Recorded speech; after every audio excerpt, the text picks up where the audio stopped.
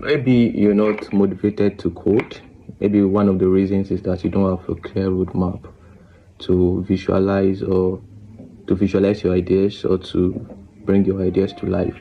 So I think one of the ways he has come to help us is to give us a roadmap, and this is how I use it.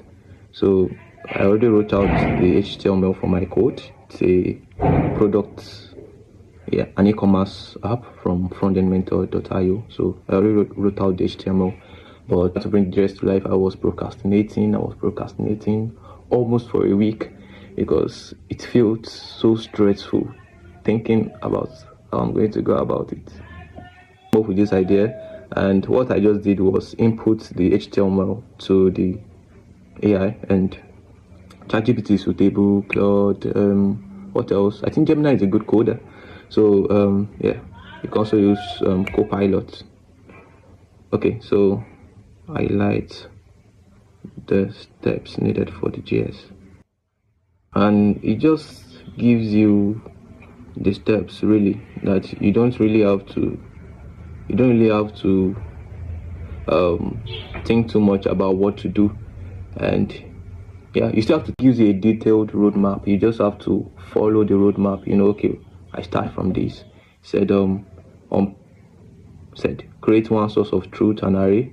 For that I'm using fetch, and on page load, look through the array. So I'm looking through the array and display it on the page. So you just have to follow the steps, and you're done. I did that for my code.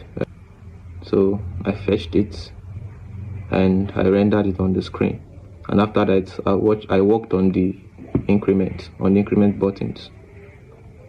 Where is it? I worked on the increment on the decrement buttons, like the AI said, and a lot of things. So it will just give you a detailed step of what you are to do, so you don't have to think too much. You just have to have the idea and give it to the AI, really. So I think this is one of the ways AI has come to help us. This is one of the ways it has come to help us. It makes the workload easier. I'm not a senior dev to say, but at least I have fundamental knowledge. So, and for some of us that have an imposter syndrome from copying ChatGPT, also is a good way to utilize it. So see you later. Peace.